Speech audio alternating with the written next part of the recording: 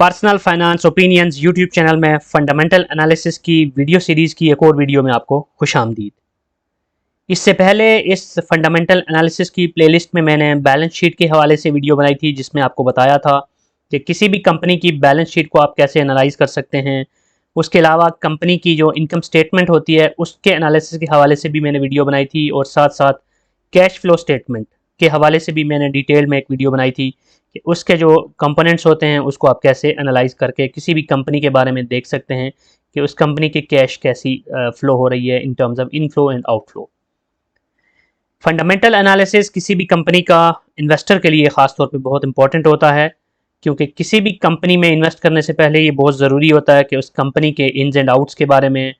उस कंपनी के जो भी फाइनेंशियल्स हैं उनके फंडामेंटल स्ट्रक्चर के हवाले से आपके पास बेसिक मालूमात हो, और आप बेहतर तौर पे इस पोजीशन में हों कि किसी कंपनी को इवेलुएट कर सकें कि इस कंपनी में इन्वेस्टमेंट आपके लिए मीडियम टर्म में, शॉर्ट टर्म में या लॉन्ग टर्म में कितनी नफ़ा बख्श हो सकती है। कंपनीज़ के एनालिसिस के हवाले से मुख्तलिफ रेशोज़ की भी बहुत इंपॉर्टेंट होती है, जो कि इन्हीं इंपॉर्टेंट शीट्स के अंदर से, बैलेंस शीट के अंदर से, इनकम स्टेटमेंट के अंदर से और कैश फ्लो स्टेटमेंट से अखज़ की जाती हैं। इस सिलसिले में मुख्तलिफ इंपॉर्टेंट रेशोज़ को वीडियोज़ की सूरत में आपके सामने पेश किया जाएगा, और मकसद ये होगा कि आप कंपनीज़ के एनालिसिस में जो रेशोज़ की इंपॉर्टेंस है उसको समझ सकें, और मुख्तलिफ रेशोज़ की जो पॉसिबल वैल्यूज़ होती हैं और उसकी इंटरप्रटेशन होती है उसके हवाले से आपको बेहतर आगाही मिल सके। आज की video debt to equity ratio के बारे में है, और इसमें हम बात करेंगे कि किसी भी कंपनी में इन्वेस्टमेंट से कबल उस कंपनी के जो कर्ज की सूरत हाल होती है उसके एनालिसिस को आप कैसे कर सकते हैं यूजिंग दिस डीई रेशो, और हम देखेंगे कि इसकी बेस पे आप कैसे जज कर सकते हैं कि किसी भी कंपनी के फंडामेंटल्स कैसे हैं। याद रहे कि कोई भी कंपनी जब आप एनालाइज करते हैं तो एक किसी एक रेशो की बुनियाद पर आप कोई कंक्लूसिव रिमार्क्स नहीं दे सकते, और किसी कंपनी के बारे में आप कोई कंक्लूजन ड्रा नहीं कर सकते। लेकिन एटलीस्ट ये होता है कि मुख्तलिफ रेशोज़ मुख्तलिफ इंपॉर्टेंट इन्फॉर्मेशन आपके सामने रख देती हैं, और उस बेसिस पे आप बेहतर पोजीशन में होते हैं कि कंपनी के बारे में कुछ ना कुछ जो उसकी फंडामेंटल्स हैं उसके बारे में कोई नतीजा अखज़ कर सकें, और फर्दर रेशोज़ के बारे में इन्वेस्टिगेट या एनालिसिस कर सकें। सबसे पहले एक बेसिक इंट्रोडक्शन हम देंगे डेट टू इक्विटी रेशो का, कि ये रेशो होती क्या है। डेट टू इक्विटी रेशो एक ऐसी रेशो है कि जो हमें ये बताती है कि कोई भी कंपनी अपनी माली ज़रूरियात को पूरा करने के लिए कर्ज के ऊपर कितना इन्हिसार कर रही है और शेयर होल्डर इक्विटी के ऊपर कितना इन्हिसार कर रही है। किसी भी कंपनी को जब वो बिल्ड होती है या जब वो ग्रो कर रही होती है, हर सूरत के अंदर पैसा चाहिए होता है अपने बिजनेस को चलाने के लिए, अपने बिजनेस को एक्सपेंड करने के लिए, और जो भी फाइनेंशियल नीड्स हैं उनको पूरा करने के लिए।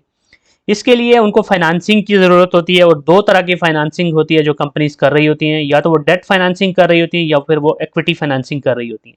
डेट फाइनेंसिंग का मतलब ये है कि कंपनी कर्ज ले रही होती है इंटरेस्ट के ऊपर, और फिर उस कर्ज के जो पैसे होते हैं उनको अपने बिजनेस में यूटिलाइज कर रही होती है, और फिर उससे रेवेन्यू जनरेट करके कर्ज की जो किस्तें होती हैं या फिर उसके ऊपर जो इंटरेस्ट होता है उसको पे कर रही होती है।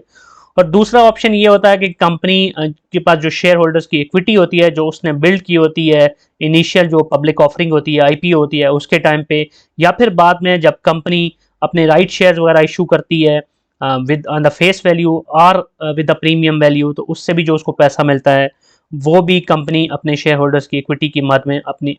कंपनी की जो माली ज़रूरियात हैं उनको पूरा करने के लिए इस्तेमाल करती है। इसके अलावा कंपनी जब प्रॉफिट्स कमाती है तो उसको भी अपने रिजर्व्स के अंदर या अनअप्रोप्रिएटेड प्रॉफिट्स के अंदर होल्ड करती है, और वो भी इक्विटी की मद में एडिशनल कुछ पैसा होता है जो कंपनी यूटिलाइज कर सकती है। तो कंपनी जब अपने डेट या इक्विटी की बेस पे अपनी फाइनेंसिंग को कर रही होती है, तो उसकी बेसिस पे हम फिर इस पोजीशन में होते हैं कि डेट टू इक्विटी रेशो की बेस पे देख सकें कि कंपनी कितना ज़्यादा इन्हिसार डेट पे कर रही है और कितना उसका इन्हिसार इक्विटी के ऊपर है।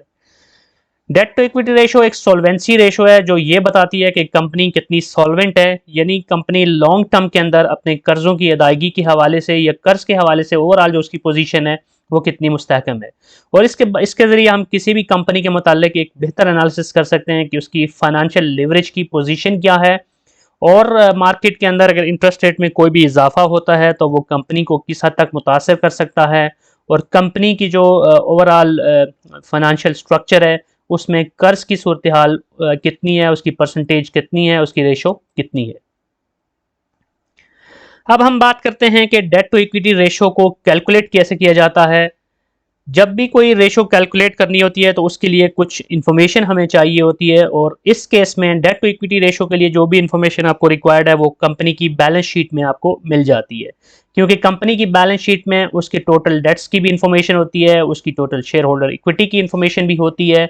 तो डेट टू इक्विटी का फॉर्मूला ये है कि आप जो टोटल कंपनी की लाइबिलिटीज होती हैं, जिसमें उसकी करंट और नॉन करंट दोनों लाइबिलिटीज शामिल होती हैं, उस टोटल को हम डिवाइड करते हैं शेयर होल्डर्स की इक्विटी के साथ, और इससे जो हमें रिजल्ट मिलता है उसको हम कहते हैं डेट टू इक्विटी रेशो। अब हम एग्जाम्पल के जरिए समझने की कोशिश करते हैं कि कंपनीज के लिए डेट टू इक्विटी रेशो हम कैसे कैलकुलेट कर सकते हैं और उससे क्या नतीजा अखज कर सकते हैं। पहला केस हम लेते हैं एक ऐसी कंपनी का जिसके टोटल एसेट्स 60 मिलियन रुपीस के हैं, और इस कंपनी का जो टोटल डेट है वो 20 मिलियन रुपए है। तो इस केस के अंदर बैलेंस शीट का एक बेसिक फॉर्मूला ये होता है कि जो कंपनी के टोटल एसेट्स होते हैं वो हमेशा टोटल होता है liabilities plus share holder equity का, क्योंकि कंपनी ने जो भी एसेट्स बनाए होते हैं, जैसे पहले भी मैंने बात की कि उसके लिए उसने फाइनेंसिंग करनी होती है, और जो फाइनेंसिंग होती है या तो वो डेट से होती है या इक्विटी से होती है। तो जो टोटल डेट होता है और जो टोटल इक्विटी होती है, इसको अगर आप सम करें तो जो रिजल्ट मिलता है वो कंपनी के एसेट्स के बराबर होता है। तो इस केस के अंदर जिस कंपनी की हम एग्जांपल ले रहे हैं उसके पास 60 मिलियन के एसेट्स हैं। तो अगर हम उसकी इक्विटी निकालना चाहें तो हम एसेट्स में से उसका जो डेट्स हैं उसको माइनस करेंगे। तो 60 में से 20 मिलियन को अगर माइनस करते हैं तो इस कंपनी की इक्विटी बनती है 40 मिलियन। अब एक कंपनी जिसकी इक्विटी 40 मिलियन है और उसके टोटल डेट्स 20 मिलियन है, इसकी अगर हमने डेट टू इक्विटी रेशो निकालनी है तो हम 20 डिवाइडेड बाय 40 करेंगे, और जो हमें रिजल्ट मिल रहा है वो 0.5 मिल रहा है इसके अंदर। तो यहाँ इस कंपनी के बारे में हमें ये पता चलता है कि ये कंपनी डेट से ज़्यादा इक्विटी के ऊपर इन्हिसार कर रही है, इसका डेट इसकी इक्विटी के हाफ के बराबर है।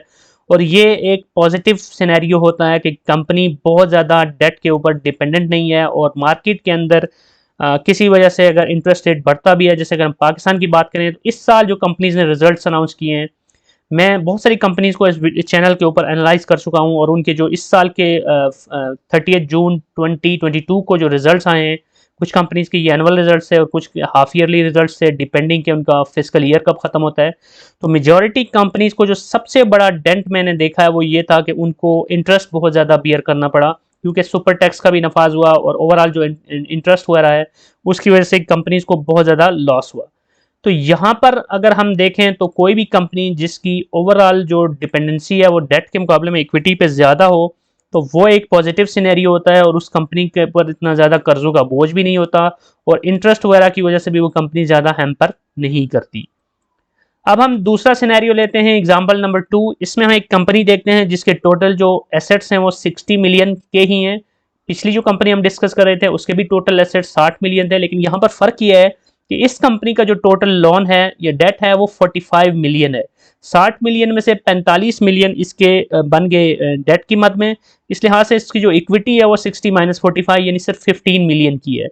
तो ये एक डिफरेंट सिनेरियो है जिसमें डेट्स ज़्यादा है और इक्विटी कम है। अगर हम इसकी डेट टू इक्विटी रेशो निकालें तो वो 45 डिवाइडेड बाय 15 विच बिकम्स 3। तो इट मीन्स के इस कंपनी के पास फाइनेंशियल लेवरेज बहुत ज़्यादा है और इसने बहुत ज़्यादा लोन उठाया हुआ है अपनी एसेट्स बनाने के लिए या अपने बिजनेस को रन करने के लिए। तो यहाँ पर डेट टू इक्विटी रेशो हमें बता रही है कि अगर मार्केट के अंदर कोई भी सिचुएशन आती है जिसमें इंटरेस्ट रेट गवर्नमेंट की तरफ से या किसी भी रीज़न से इसने अगर बैंक से कोई लोन लिया हुआ है तो उसके ऊपर इंटरेस्ट रेट बढ़ता है, कि कहीं से भी कोई इस तरह की सिचुएशन पैदा होती है तो इस कंपनी को ज़्यादा डेट्स की वजह से ज़्यादा इंटरेस्ट पे करना पड़ेगा, और उसके अलावा भी जो ओवरऑल डेट है वो ज़्यादा है, जिसकी वजह से कोई भी कंपनी जब इन्वेस्टर सेलेक्ट कर रहा होता है तो वो बड़ा क्रिटिकल होता है इस मामले में कि अगर डेट ज़्यादा है तो इट मीन्स कि कंपनी को इवन के वो अपने एसेट्स इक्विटी की मद में वो एसेट्स वो लिक्विडेट भी होती है, या अपने इक्विटीज़ की मद में या अपनी जो एसेट्स हैं उसकी मद में वो अपना लोन अदा करने की भी कोशिश करती है तो भी उसको प्रॉब्लम होगी। तो यहाँ पर अब हम एक हाइपोथेटिकल एग्जांपल्स के बाद देखते हैं कि good equity ratio debt to equity ratio क्या होती है। ये एक बड़ा ही सब्जेक्टिव सा क्वेश्चन है जिसका कोई भी डेफिनेट आंसर हम नहीं दे सकते, लेकिन इंपॉर्टेंट पॉइंट्स को यहाँ पे हम डिस्कस कर लेते हैं।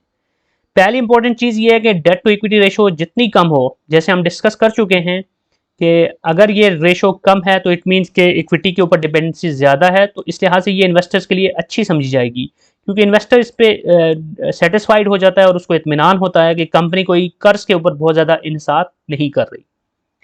दूसरी चीज़ ये है कि अगर ये रेशो बहुत ही ज़्यादा है तो इसका मतलब ये होगा कि कंपनी कर्ज के बहुत बड़े बोझ के तले दबी हुई है, और इस केस में जैसे हम पहले भी कह चुके हैं कि शरह सूद में अगर इजाफा होता है तो उसका भी कंपनी के ऊपर नेगेटिव असर पड़ता है। और इन जनरल भी किसी कंपनी के ऊपर अगर बहुत ज़्यादा डेट्स हैं तो वो पॉजिटिव नहीं समझा जाता, क्योंकि कंपनी ने जो भी डेट्स हैं उनको तो उतारना होता है, और डेट्स को उतारने की सूरत में कंपनी को बहुत ज़्यादा कैश चाहिए होता है, या ओवरऑल जो उनका जो भी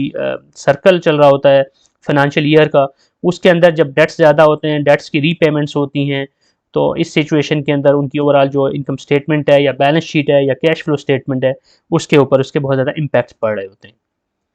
उसके बाद एक और इम्पॉर्टेंट पॉइंट ये है कि जहां हम ये कह रहे हैं कि बहुत अगर बड़ी वैल्यू है डेट टू इक्विटी रेशो की तो ये अच्छी नहीं है, तो ये समझना भी ज़रूरी है कि अगर ये रेशो बहुत ही कम हो तो वो भी कोई अच्छा शगुन नहीं समझा जाएगा, क्योंकि इसका मतलब ये होगा कि कंपनी कर्ज को इस्तेमाल करके अपनी कोई एक्सपेंशन के हवाले से या बिजनेस को ग्रो करने के हवाले से कोई अच्छी हिकमत अमली नहीं रख रही। बहुत ही कम वैल्यू भी नहीं होनी चाहिए, क्योंकि रियलिस्टिकली अगर सोचा जाए तो ये पॉसिबल ही नहीं है कि कोई ऐसी कंपनीज हो कि जिनके ऊपर कोई डेट्स ना हो। जितनी भी बड़ी बड़ी कंपनीज होती हैं उनके ऊपर अच्छा खासा डेट होता है, लेकिन डेट टू इक्विटी रेशो के अंदर हम देख रहे होते हैं कि ये बहुत ज़्यादा भी नहीं होना चाहिए लेकिन बहुत ही कम भी नहीं होना चाहिए। एक बैलेंस नंबर अगर हमें यहाँ पे मिलता है तो उसको हम बेहतर नंबर कंसीडर करेंगे। इंपॉर्टेंट चीज़ ये है सारी बातों के ऊपर, सबसे इंपॉर्टेंट चीज़ जो कि मैं यहाँ आखिर में आपके साथ डिस्कस करूँ वो ये है कि डेट टू इक्विटी रेशो के नंबर की बेस पे आप कुछ भी डिसीजन नहीं ले सकते उस वक्त तक कि जब तक आप उस सेक्टर की दूसरी कंपनियों के साथ उसका एक कंपैरेटिव एनालिसिस ना कर रहे हैं। फॉर एग्जांपल स्टील सेक्टर की अगर हम बात करें तो वहां पर जो डेट टू इक्विटी रेशो होगी कंपनीज की, वो आप कंपेयर नहीं कर सकते टेक्नोलॉजी सेक्टर की कंपनीज के साथ या ऑयल एंड गैस की कंपनीज के साथ या पावर सेक्टर की कंपनीज के साथ, क्योंकि हर सेक्टर की डायनामिक्स और उसकी जो बिजनेस होता है वो डिफरेंट होता है। कुछ ऐसे सेक्टर्स होते हैं जहां पर उनको लोन्स की ज़्यादा ज़रूरत पड़ती है, इसलिए उनकी डेट फाइनेंसिंग ज़्यादा होती है। कुछ सेक्टर्स को इस कंपैरेटिवली कम ज़रूरत होती है लोन्स की। तो बहुत सारे ऐसे फैक्टर्स होते हैं, तो जब भी आप किसी कंपनी को एनालाइज कर रहे हो तो उसकी डेट टू इक्विटी रेशो को दूसरी जो कंपनीज हैं उस सेक्टर की उनके साथ कंपेयर करें, और उसकी बेसिस पे अगर उसकी डेट टू इक्विटी रेशो उनसे बेहतर है तो आप उसको प्लस पॉइंट दें। अदरवाइज आप एप्पल टू एप्पल कंपैरिजन की बजाय अगर एप्पल टू मैंगो या एप्पल टू ऑरेंज कंपैरिजन करते हैं, मींस कि आप डिफरेंट सेक्टर्स की कंपनीज को कंपेयर करते हैं, तो आप कोई बेहतर तरीके से उसमें से रिजल्ट ड्रा नहीं कर सकते। तो that's it from this video. I hope के डेट टू इक्विटी रेशो के हवाले से आपको बेहतर तौर पे अंडरस्टैंडिंग हो गई होगी कि ये रेशो क्या होती है, इसको कैसे कैलकुलेट किया जाता है, मतलब एग्जांपल सिनेरियोज के जरिए भी मैंने आपको क्लियर करने की कोशिश की। तो अगर आपका कोई भी क्वेश्चन है इसके हवाले से तो आप कमेंट सेक्शन में लिख सकते हैं, और फंडामेंटल एनालिसिस की इस प्लेलिस्ट के अंदर फर्दर जो इंपॉर्टेंट रेशोज होती हैं उनको भी अपकमिंग वीडियोज़ के अंदर कवर किया जाएगा। आपकी अगर कोई सजेशन है, कोई ख़ास टॉपिक है जिसके ऊपर आप चाहते हैं कि वीडियो बनाई जाए, तो वो भी आप कमेंट सेक्शन में लिख सकते हैं। और अगर आपको ये वीडियो पसंद आई है तो चैनल को सब्सक्राइब करना और वीडियो को लाइक करना मत भूलिएगा, क्योंकि ये वीडियोस स्पेशली आपके लिए तैयार की जाती हैं काफ़ी मेहनत से, और आपका जो फीडबैक होता है या आपकी तरफ से जो अप्रिसिएशन होती है वो बहुत मैटर करती है। Thank you very much.